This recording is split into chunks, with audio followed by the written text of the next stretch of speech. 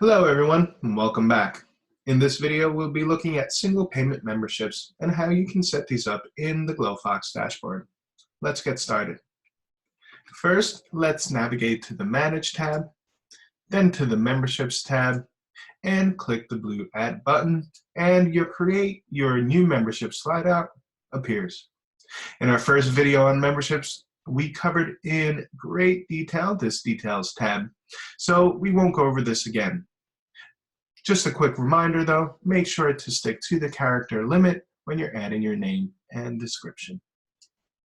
So we're going to click on Plans and click on the plus sign to add our plan.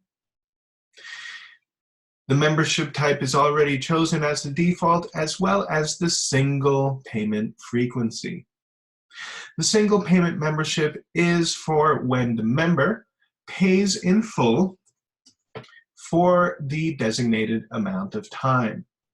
The most common paid in full memberships or single payment memberships are 1 month, 3 month, 6 month, or 12 months.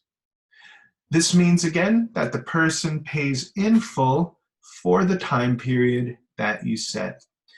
At the end of the 6 months, the member will revert back to a pay-as-you-go member where they can continue making bookings as a pay-as-you-go or buy another membership. With single payment memberships, we recommend that you use them only with unlimited services, meaning that they can take as many classes or PT sessions, whatever you offer during that time. If the member will have restricted services, meaning they can only maybe take 50 or so classes for the 6 months, or they have a limited amount of classes over that time period, you do not want to choose restricted services. In that case, you want to create your service credits pack for them over that time. So just to recap, single payment memberships are for paid in full over the amount of time and unlimited services. So that should give you all you need to know to learn how to create your single payment memberships.